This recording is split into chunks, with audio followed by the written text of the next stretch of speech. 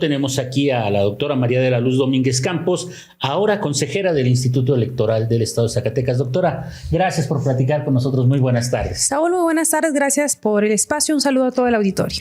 Pues platicábamos justo hace un momento, en un momento interesante llega usted como consejera electoral. Sí, efectivamente, en un momento histórico para Zacatecas y el país, porque a nivel federal se ha aprobado una reforma constitucional que obliga la renovación de los integrantes del Poder Judicial de la Federación a través del voto directo, libre, secreto y universal. Y esa reforma constitucional federal se replica en los estados de la República. Algunos estados ya la han realizado. Es el caso de Zacatecas, que hace apenas unos días en el Congreso Estatal han aprobado esta reforma constitucional y en ese momento está en los ayuntamientos para su análisis y en su caso aprobación o no aprobación. Pero lo cierto es que es un momento histórico porque si se aprueba esta reforma, habrá elecciones en Zacatecas de los integrantes del Poder Judicial del Estado. ¿Ve usted a Zacatecas preparado para esta elección? Ayer aquí estuvo Matías Chiquito Díaz de León, consejero vocal del Instituto Nacional Electoral, y yo le decía que las boletas parecían más una boleta de melate que una boleta electoral de lo que estamos acostumbrados. Sí, bueno, decirte, Saúl, y decirle al auditorio que al ser un asunto inédito, un asunto complejo, sobre todo por los tiempos tan cortos, a nivel federal, incluso recordemos, el Instituto Nacional Electoral pidió a los legisladores federales les permitieran ampliar el plazo para que la elección no se celebrara en junio, sino unos meses después, solicitud que fue rechazada. Por lo tanto, es evidente que el propio Instituto Nacional Electoral ha señalado a través de este tipo de acciones que el ser los tiempos tan cortos, pues no se tiene la preparación y tampoco la experiencia como un proceso de renovación del Poder Ejecutivo o Legislativo. Sin embargo, bueno, en el caso de los institutos electorales, yo tengo la confianza en que con la experiencia en procesos electorales de los otros dos poderes y de los ayuntamientos, en el caso de Zacatecas, con esa experiencia, con esos recursos humanos, con ese personal que hay en el Instituto Electoral, se pueda enfrentar satisfactoriamente ese proceso. Pero sin lugar a dudas, es un tiempo muy corto y en ese tiempo habrá de emitirse normatividad secundaria, por ejemplo, en el Instituto Electoral del Estado. Justo hacia allá quería enfocar un poquito la batería en la cuestión del marco jurídico. ¿Tenemos ya un marco jurídico regulatorio para este proceso? No, porque apenas está la reforma constitucional en proceso. Fue aprobada por los legisladores, las legisladoras de Zacatecas, pero todavía no están las reformas a la legislación secundaria. Y bueno, en primer momento todos los ayuntamientos no la han aprobado en los términos que establece la Constitución local. Recordemos que cuando se modifica una disposición constitucional es un procedimiento rígido para su modificación y requiere de la aprobación de las 2/3 partes de los ayuntamientos. Una vez que sucede esto, regresar a la Cámara, hacer una declaratoria y ahora sí publicar en el periódico oficial órgano de gobierno del Estado. Entonces, eso todavía no se da. Y después de eso, Saúl, vienen las reformas a la Ley Orgánica del Poder Judicial del Estado, a la Ley Electoral y a otras disposiciones que correspondan. Están a punto de agarrarlos con los dedos en la puerta. Pues, estamos a 8 días de que se vence el plazo. Sí, y además, según información que se ha vertido, se pretende emitir la convocatoria a más tardar el 15 de enero. Entonces, los tiempos están muy ajustados, pero bueno, esas son las determinaciones de los legisladores y las legisladoras, y al órgano electoral y a las demás autoridades pues les corresponderá dar cumplimiento a las disposiciones que en su competencia les correspondan. ¿Qué papel juega Luz Domínguez Campos en medio de esta rebatinga, no electoral, sino en la parte de adecuar las leyes, que es donde sabemos que tiene un gran expertise? Bueno, comentarle al auditorio que con un gran compromiso, con gran responsabilidad y con mucho entusiasmo he asumido esta gran responsabilidad de consejera electoral del Instituto Electoral del Estado.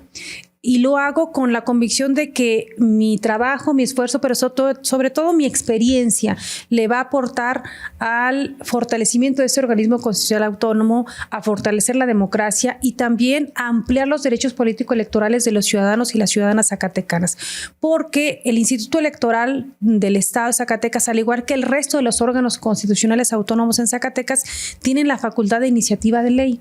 En el artículo 60, fracción octava de nuestra Constitución local dice que los organismos autónomos pueden presentar iniciativas de ley al Congreso del Estado y modificar normas en relación a su competencia, por supuesto. Entonces, desde esa perspectiva, nosotros hemos señalado en el Consejo y a las consejeras y consejeros que es importante la modificación de la ley electoral para ampliar derechos. ¿De quiénes? De todos los zacatecanos, pero en particular de mujeres, de personas con discapacidad, de personas de la diversidad sexual, de personas indígenas, de personas migrantes, porque recordemos que a nivel federal se ha impulsado mucho lo que se llaman las acciones afirmativas, es decir, establecer cuotas en las planillas de los ayuntamientos y en las listas de representación proporcional y de mayoría de los diputados para que estos grupos estén representados.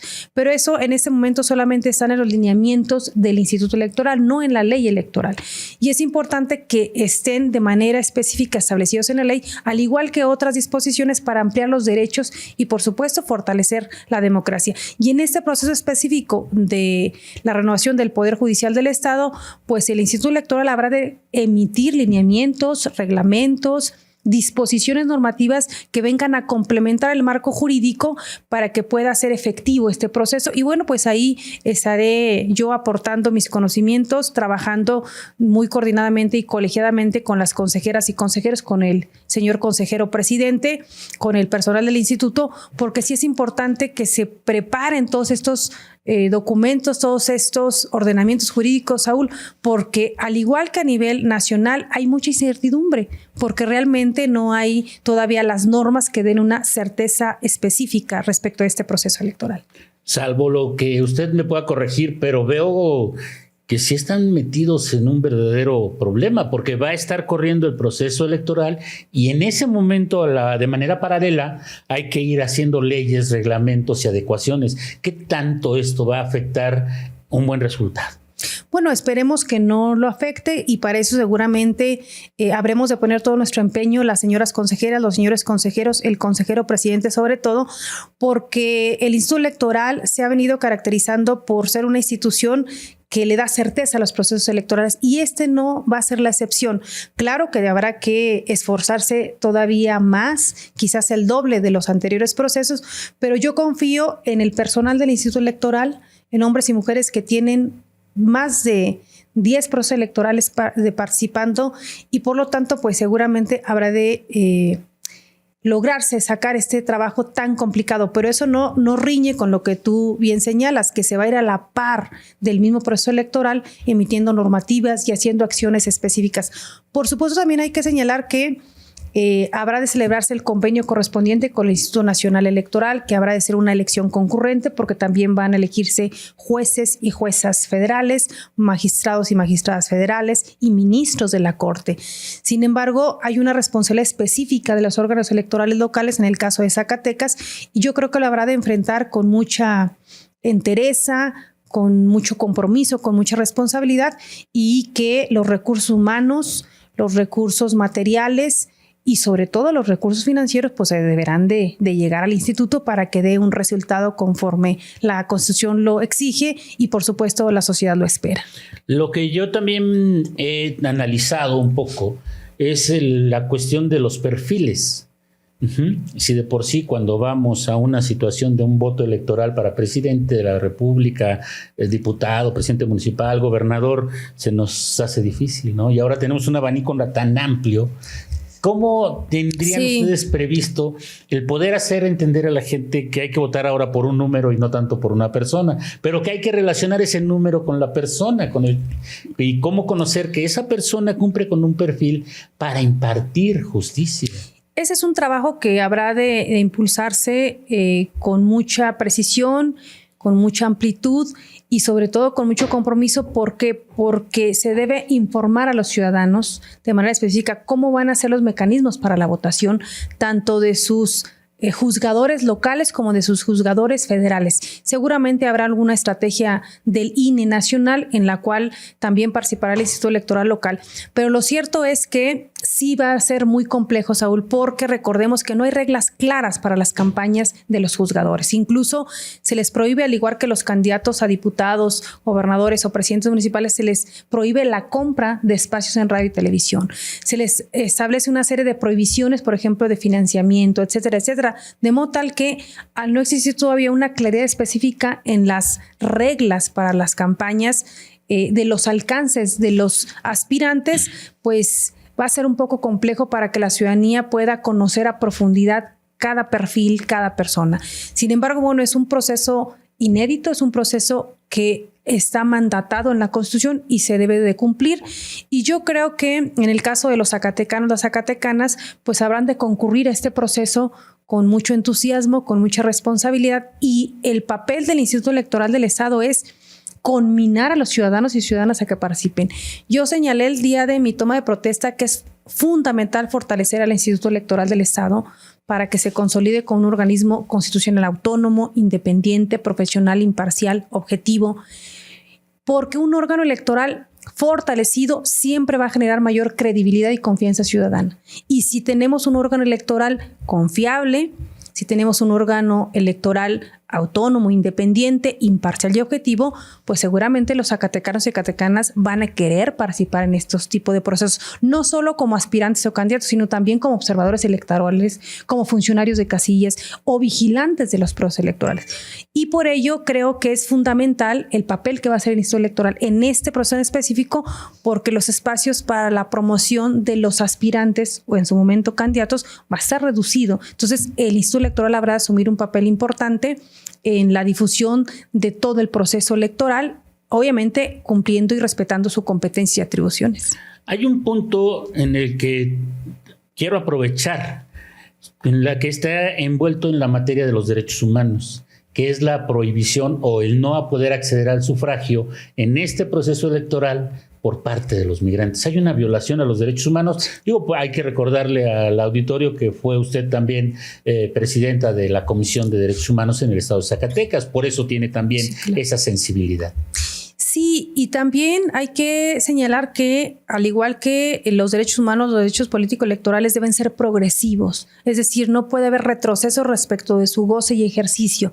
Entonces, este tipo de circunstancias de que quizás por el tema presupuestal, el Instituto Nacional Electoral pudiera determinar en determinado momento no hacer tanta promoción respecto del voto de los zacatecanos en el extranjero y que no pudiera darse en este sentido, y seguramente eso pudiera replicarse en los estados, pues sí hay que señalarlo, sí significa un retroceso para las personas zacatecanas residentes en el extranjero y que tienen su credencial de votar y que están inscritos en la lista nominal de electores.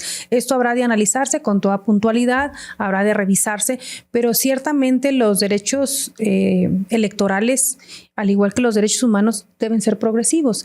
También se ha hablado que quizás no puedan darse estos avances en el ejercicio del voto que sucedieron en el proceso pasado, como fue el que las personas privadas de la libertad pudieran ejercer su voto, el que las personas que están postrados en una cama por un tema de enfermedad también puedan ejercer su voto. Este tipo de ejercicios de derechos que se logró en el proceso electoral pasado y que para los impulsores de los derechos humanos significa un gran avance, porque independientemente del espacio donde estás, tú puedes ejercer libremente y democráticamente tu voto. Pudieran no realizarse por el tema presupuestal, me parece lamentable, y ojalá que se buscaran los mecanismos. Por ello el INE insistió en la Cámara de Diputados, y en las últimas sesiones los consejeros nacionales y las consejeras insistieron, y lo van a hacer con la Presidenta de la República, de que debe existir el presupuesto adecuado para el Instituto Nacional Electoral y por supuesto para los institutos electorales locales, para que puedan llevar a cabo todas y cada una de las etapas del proceso electoral, de las actividades en la organización y el desarrollo del proceso, y en el lograr el ejercicio pleno de estos derechos de estos grupos históricamente discriminados, para que entonces sí la calidad de democracia se incremente, porque si no hay el recurso correspondiente para los órganos electorales, pues es complicado que cumplan con su atribución, y por supuesto el que se perjudica es el ciudadano en lo particular. Esa persona que está postrada en una cama, que le interesa participar, pero debido a su condición física no puede ir a la urna ese día a ejercer su voto, pues en el proceso pasado logró emitir ese sufragio una vez que el Instituto Nacional Electoral se lo llevaron conforme al procedimiento que se estableció. Y si ahora ese tipo de circunstancias no se presentan, pues significa un retroceso en el ejercicio de los derechos político-electorales. Lo veo que en parte es por la premura de sacar el proceso, que no se logró ajustar la maquinaria de manera debida. Sí, porque fue muy rápido el proceso de la reforma constitucional federal.